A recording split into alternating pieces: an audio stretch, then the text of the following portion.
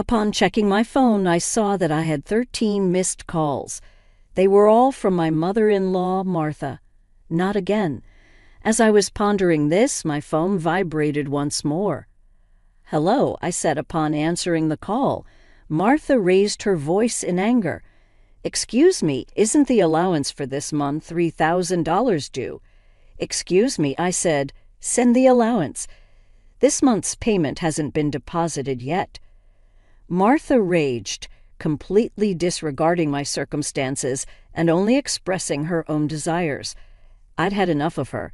Even in this situation, she doesn't reflect on her words and actions, does she? I've got no choice but to resort to my last option. I pulled myself together and blurted out to my phone, "Your son has passed away, so I can no longer send allowance. My name is Jennifer Smith, 32 years old. I'm a busy working woman at a major financial firm and also a housewife. I got married about 2 years ago. I met my beloved husband, Mark, through our shared hobbies. He was kind to everyone, and I was attracted to his warm smile, quickly developing feelings for him. Apparently, he felt the same way, and after dating for a year, we immediately got engaged. We both believed that we wouldn't meet anyone better than each other. We were living together while dating, and without any major quarrels, we decided to marry. Everything went smoothly for us, but here's where a problem arose. That was Martha, my mother-in-law. My father-in-law had passed away a few years ago, and since Mark didn't have any siblings, his only family was Martha. The trouble started when I first visited her home to introduce myself before our wedding. "Nice to meet you," Martha said, clearly showing a displeased expression. "So, you're Mark's fiancé, ah?" "Yes, my name is Jennifer Miller." "You're a rather plain girl. I wonder what Mark sees in you, huh?" I couldn't tell if she was joking or seriously meant what she said. Having such words directed at me by the mother of my loved one, I was quite shocked. Seeing my state, Mark frowned at Martha. "Hey, Mom, what's with the sudden harsh words? How can you say such things to the person I chose?" "No, Mark, I'm just trying to choose a suitable woman for you." "Choose? I'm the one who chose her. You have no right to meddle." "Don't say it in such a cold way. I'm just telling the truth because I care about you. If you were really thinking of me, you'd simply support us. Why can't you understand such a simple thing?" The air turned heavy as an argument unfolded between mother and son right before my eyes. Given that this was my first meeting with Martha, I wasn't in a position to intervene. Although the atmosphere remained awkward, we ultimately managed to express our intent to marry. As we were leaving, Martha called out to Mark, sounding somewhat disgruntled. "Mark, can I have a word? You're going to keep that promise after you get married, right?" "What promise?" "You know about the allowance." "That? Yes, I'll be sure to take care of that. Can we not discuss it here, please?" "Well, I was just asking." Throughout, the atmosphere between my husband and his mother was tense, and the air was thick with discomfort in the car on the way home. I asked Mark about the thing that had been bothering me. "Hey, Mark, about the conversation you had with your mom as we were leaving." "Yeah, I should have told you about it, Jennifer." "I heard something about an allowance. After my dad passed away, I've been sending money to my mom every month." "How much?" $2,000. $2,000. I couldn't help but raise my voice in surprise. He then sighed deeply and began to speak slowly. "Actually, my mom has a debt. A debt she lost a lot of money at a casino a long time ago. She's still paying it off, and because her health isn't great these days, she spends a lot of time at home. But she still needs money to live on." "Right, but $2,000? Isn't that a bit too much?" "If I try to lower the amount, she keeps calling me over and over. And no matter what, a mother is still a mother. I worry about her living alone." "I see. Mark is really devoted to his mother. But of course that makes sense. Since his father passed away, Martha has been the only family he has left. Regardless of her character, she's still his beloved mother." At that time, I only thought of my husband as a kind person. 2 months after our wedding, during my lunch break one day, I received a phone call on my smartphone. The call was from Martha. "Hello. Jennifer, long time no see. Can we chat for a bit?" "Yes, what can I do for you?" "Well, I was hoping you could start sending me money." "Excuse me." I was so taken aback she couldn't find the words to respond. However, Martha seemed excited to continue the conversation. "You mentioned before that you're working for a financial company, right? That means you have a good salary, doesn't it?" "Well, not exactly." "What? You're lying to avoid giving me money." "That's not what I mean." "Then what is it?" "But Martha, you're still receiving financial support from Mark, aren't you?" To my question, Martha responded in defiance. "So what?" Jennifer sternly stated what she felt. "Martha, receiving $2,000 monthly support is a big deal, and yet you're asking for more." Really, you think so?" "If you were to send me an additional $1,000, I could avoid burdening Mark." "What do you mean by that?" "Well, I have Mark as a guarantor for my debts. If I fail to make payments, the debt collectors will go after him. Do you understand? But aren't you using part of Mark's $2,000 to pay back the debt?" "I'm short. I haven't told Mark, but I have a significant amount of debt." From Martha's tone, it was apparent that this was a fact. Even her husband was unaware. Having children in the future would increase our expenses. In addition to that, taking over Martha's debt was not an easy task. But if Martha's payments fall behind and the debt falls onto Mark, the interest will likely have accumulated significantly by that time. If I refuse to send money, it would eventually become a problem for my husband as well. It was better for Martha to pay off her debt now. Thinking along those lines, I reluctantly agreed to Martha's proposal. "All right, I'll start sending you money." "Really? Good God, Jennifer, I knew you would say that." "The total, with Mark's contribution, will be $3,000. But this means you can pay off your debt, right?" "Yes, of course." "I should be able to pay it all off in about a year, you promise, right? You'll make sure to pay off all your debts." "I get it, so I'll be expecting it from this month onwards." Martha ended the call abruptly. Physical exhaustion from work combined with this emotional burden only added to my stress. $1,000 a month? That's gonna be rough, but it's also to prevent future problems for us. After all, if Martha can't make a living, it will upset Mark as well. That night, I promptly reported the matter to my husband. He told me I didn't have to do this, but I had already given my word to Martha, and it was a decision made for our future well-being.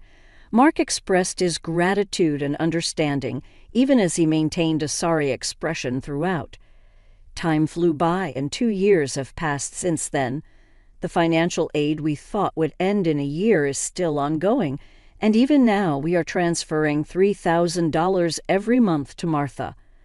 What's more, about 2 months ago, Mark fell ill and has been unable to go to work. He's on sick leave, so he's receiving disability benefits, but it's a mere pittance compared to his previous salary. Last month, I managed to transfer $3,000 to Martha from my savings, but it would be very challenging if this situation continues. And unbelievably, Martha has not once come to visit her sick son. We have told her about his hospitalization, but she doesn't show up to see him and only contacts me to ask, "You're still sending the money, right?" I was so angry that I decided to confront Mark about the issue. "Mark, listen, don't you think it's wrong that Martha is only concerned about money even though you're in such a state? We need to think seriously about what to do going forward." "Yeah, I've been thinking the same thing. I don't want to put more strain on you, Jennifer." This month, too, she's been bombarding me with calls and messages asking if we've sent the money yet. "Are you serious? How can she only think about money when her own son is sick?" Mark showed his anger at his mother, his face slightly worn. Then, as if he had an idea, Mark exclaimed, "That's it. and wore a sly grin. "What is it, Mark?" "Well, this is our last resort. I've come up with something. Something good. Yeah, for my mom." What Mark suggested was a plan I could never have imagined. Although it could be called inappropriate, that seemed to be the only way to make Martha understand. A few weeks later, Mark was discharged from the hospital. Martha didn't reply to any of our messages, so we didn't tell her about Mark's discharge. In the last 2 weeks, Martha has been relentlessly demanding money. There's no point in sending money to a mother who doesn't even worry about her son. While Mark and I were enjoying a cup of tea, a message came in on my phone. Upon checking, I found 13 missed calls from Martha again. As I thought, so my phone vibrated again. It was another call from Martha. "Hello." I turned on the speaker microphone so that Mark could hear, and Martha started shouting right away. "Listen, where's the $3,000 for this month?" "Excuse me, that's right. The money for this month hasn't been transferred yet." "Martha, do you realize Mark is no?" "I don't care if he's in the hospital or whatever. It's none of my business. You're working at a good place, right? You must have plenty of savings. Hurry up and transfer it here." Martha was shouting angrily. Eventually, she said something unbelievable. "Listen, since you married Mark, if he can't pay, you have to pay me. Understand? If you refuse, I'll make you the guarantor. Got it?" At that moment, something inside me snapped. She was displaying her desires openly, without considering our situation at all. I had reached my breaking point with her. Now I had no choice but to resort to the last resort. I firmly declared into my smartphone, "Mark has passed away. I can't send you any more money." At these words, Martha blurted out, baffled, "What?" Yes, this was the last resort that my husband suggested. Lie to Martha about Mark's death and observe her reaction. If she showed any sign of sadness, if she reflected on her behavior and apologized, we would continue to support her financially. But if she didn't reflect, if she demanded money, we would sever ties completely. Deep down, I thought that even a money-grubbing woman like Martha would deeply reflect on her actions if she were told that her own son had died. But the very next moment, Martha burst into loud laughter. "Yay, what's so funny?" "Well, isn't it obvious? If Mark is dead, that means his inheritance will be distributed to me too. Excuse me, I've been looking into it since I heard that Mark was sick.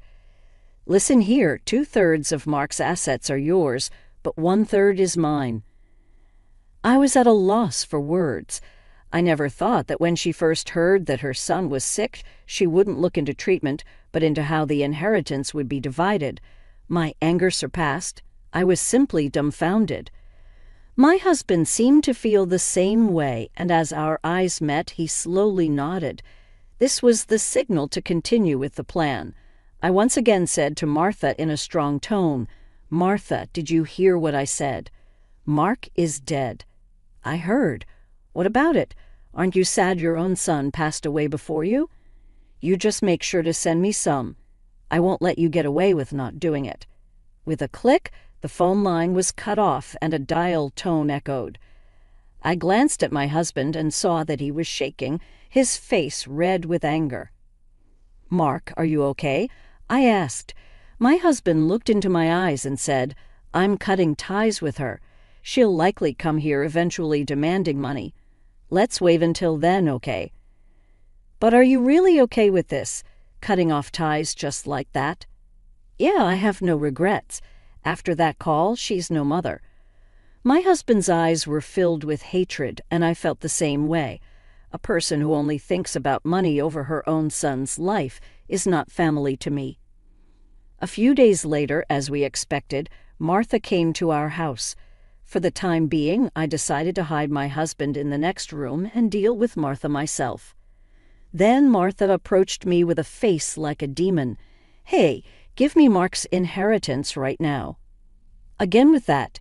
Anything else to say? He's already dead, isn't he? It's pointless to say anything now. Yet you never even visited him." What are you saying? Are you really his mother? You're so annoying. Give me the inheritance right away. I don't mind getting a lawyer. Speaking more would be a waste of time. Just as I thought that, my husband emerged from the next room. Seeing him, Martha let out a startled gasp, as if she had seen a ghost. "Mark, why weren't you dead?" "Long time no see, Mom." "Sorry, but the news about my death was a lie." "Lie?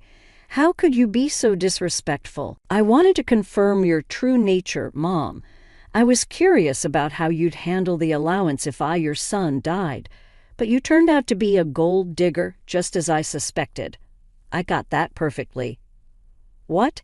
How dare you call your mother a gold digger?" "Silence. I'm cutting ties with a toxic parent like you." Martha's mouth was agape at my husband's angry shouts. She could not come to terms with the fact that her own son was severing ties with her. "What? What does this mean, Mark?" "It means exactly what I said. I can't consider someone like you as my mother." "Then what about the allowance? Do you really think I wooled?" "You're on your own with the debts. We're moving." "Wait, please. If you do that, what about my living expenses?" Tearfully pleading, Martha reached out to my husband. He forcefully shook off her hand, looked at her coldly, and said, "I don't care about your living expenses. You have been living off us without even a single apology. I really understand your despicable nature now. Don't you dare show up in front of us again." "No, wait, Mark. Are you going to abandon your mother?" Ignoring her words, my husband grabbed Martha's arm and dragged her to the front door. He threw her shoes and bag outside and chased Martha out of the house. Martha was making a fuss outside for a while, but disappeared after a bit, perhaps unable to withstand the eyes of the neighbors. She tried contacting us multiple times, but we ignored all of her attempts. We set Martha's number to be automatically rejected, and we finished moving. Regarding the matter of co-signing for the debts, it became invalid since Martha had made Mark the co-signer without his consent, and therefore he was not responsible. Without the allowance from us, Martha seems to be leading a miserable life. It's only natural, as she had been using the allowance for her gambling habits instead of paying off her debts. She still has a mountain of debts and is chased by debt collectors every day. She can't gamble anymore and seems to be working from dawn to dusk for the foreseeable future. It's unlikely that she will be able to pay off her debts completely. She will have to keep working until she is unable to move. This is entirely her own doing. As for us, we are spending fulfilling days in our new home. My husband's condition has stabilized, and he has returned to work after some time. Now there's a new life growing in my belly. We're going to have an additional member in our family next year. From now on, we want to spend happy days as a family of 3.